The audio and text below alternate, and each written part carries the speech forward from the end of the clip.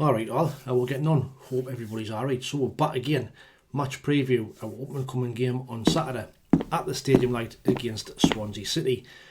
Now what a great time to be a Sunderland fan, eh? You know, a playoff spot secured with 5 games left. You know, looking at the bigger picture, been a fantastic season. Never been lower than 4th in the league all season.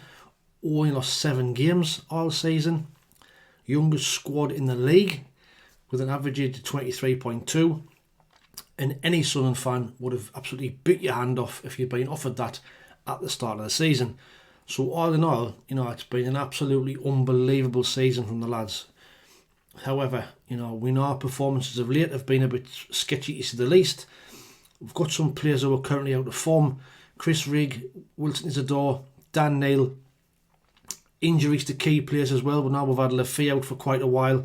Dennis Certain, Romain Mundle, Dan Ballard, Adji Alicia, and all these have kind of contributed to leaving the squad a little bit threadbare at the moment. Now, the club's confirmed yesterday that it has delayed the pre-season plans for next season, purely because we don't know what league we're going to be in at the end of the season. So they've delayed them plans to decide what they're going to do for next season's pre-season. But now, you know, we can focus on keep building that momentum towards the playoffs now. I think, you know, having said that, you know, we can't afford just to daydream our way through these next 5 games. We can't afford to take our eye off the ball. We've got to be focused, and we've got to start getting this momentum built and go into these playoffs with a little bit of form, I think. Starting off with Swansea on Saturday, I'd like to see a 3 o'clock kick-off at the Stadium Light. It is International Fans Day. So, you know, all Sunderland fans from all over the world, some of them will be making the trip from Europe, you know, and the rest of the world to come to the stadium on Saturday. So I hope everybody travelling across, if you're watching this, you have a safe trip over and you have a fantastic weekend, and let's hope we can do the business for you. Now, Swansea then, they are managed by Alan Sheehan. Now, Alan Sheehan was appointed on the 17th of February 2025 until the end of the season. He's managed 8 games. He's won 4, drew 2, lost 2, scored 10, conceded 5, and he's took 14 points since he's been in charge. He's done really, really well for them, actually. They were struggling a bit before he took over, and he's come in there, he's steadied the ship, and he's getting them results. You know, they're currently sat 14th in the league. They've played 41 games, they've won 14, drew 9, lost 18, they've scored 44, conceded 51. They've got 51 points.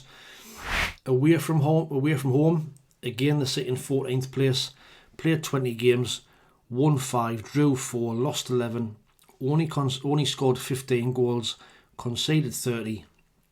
They've got 19 points. So away from home, they're not the best. They don't score many goals, but they're still going to be a threat. You know, last night they thumped Plymouth 3-0 at home to make it 2 wins on the spin. They are unbeaten in 3 games. They've got a draw against Leeds, which is a fantastic result. I think they scored in the 96th minute or something of the week.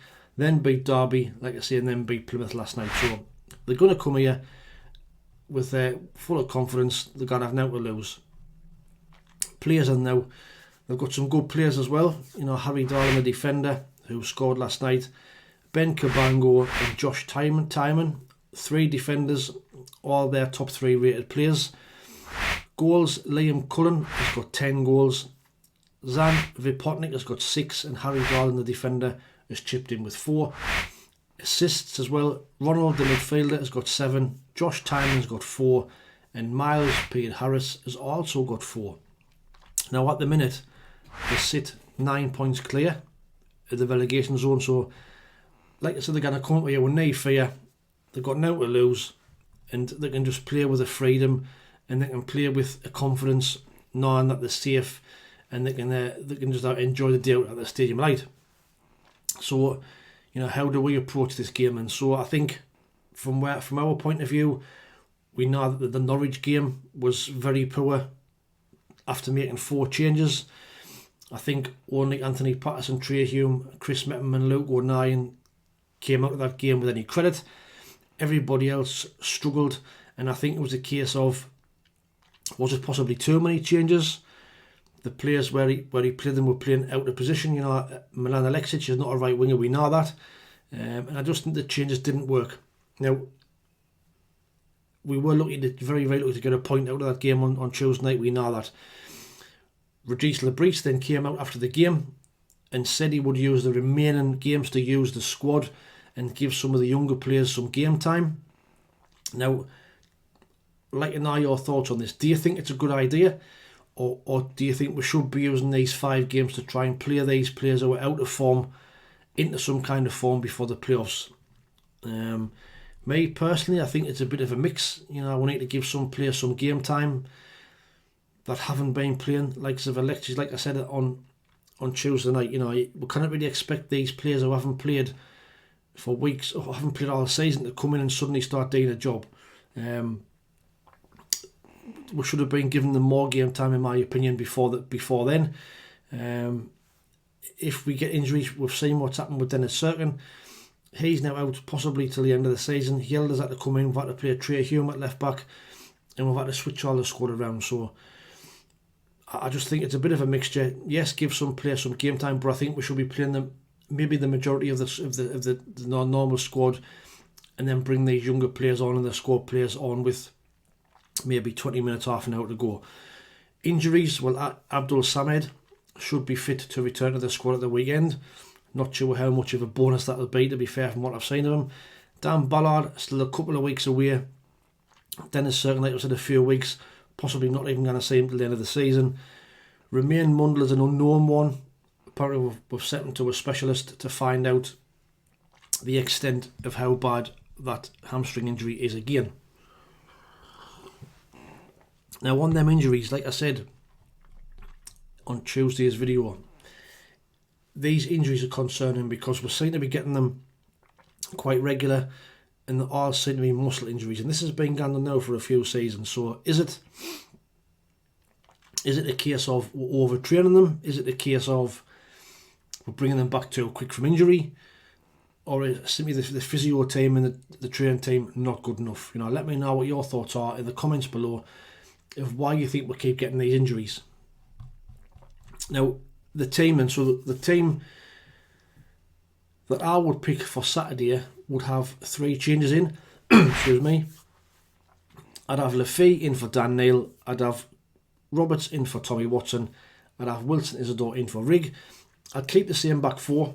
I'd have Hume, Mepham, O'Nien and Yelder as the back 4. The midfield, like I say, I would rest Dan Neil and Chris Rigg, as Neil looked absolutely shagged out on Tuesday and Chris Rigg's been looking that way for weeks. I would play Alexis in his proper position alongside Alan Brown as 2 holding midfielders. I'd then bring in Lafay as a number 10 and probably give him 50 to 60 minutes. Roberts would be back on the right. Isidore would come in back up front, and I'd move Eliza Mienda out to the wing. So that the team would be like this: Anthony Patterson in goal, a back 4 of Trey Hume, Chris Mepham, Luke O'Nien, Leo Yelder, 2 holding midfielders of Milan Alexic and Alan Brown. 3 in front of him will be Patrick Roberts, Enzo Lafay, Eliza Mienda, with Wilson Isidore up front. And then in the squad, subs to bring on after 60-70 minutes. Samed, give him some game time. You've got Joe Brigg, Watson and Harrison Jones to maybe give him some game time for the last 20 minutes, half an hour. But let me know what your thoughts are on that team. What team would you pick? Would you make changes? Would you keep the same team as Tuesday, which I think very few people would probably do that. But let me know what your thoughts are in the comments below. Now, score predictions, well, based on current form, I do think we can sneak a win against Swansea. I remember earlier in the season we were 2-0 down at the Liberty Stadium. We came back and beat them 3-2. Job got the winner, I think, with 15 minutes left. Now, recent games between us have been high-scoring affairs. 4 of the last 5 games, there's been more than 2.5 goals. Same thing, 4 out of 5 games, there's been both teams have scored. Swansea have actually scored first in 6 of the last 7 meetings between us.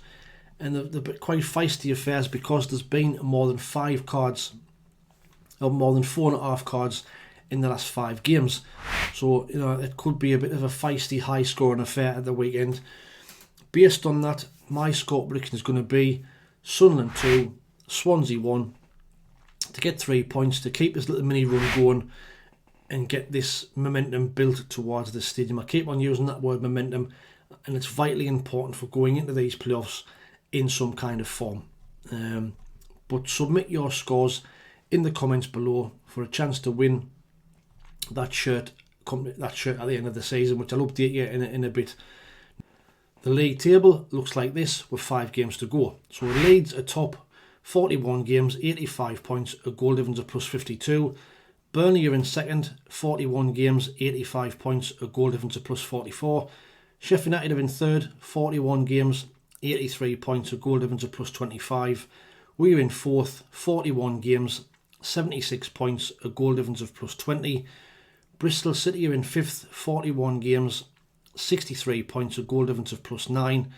Coventry are in sixth, 41 games, 62 points, a goal difference of plus 5. So them back-to-back defeats for Sheffield United have kind of set them back. Lost against Oxford, then lost against Millwall during the week.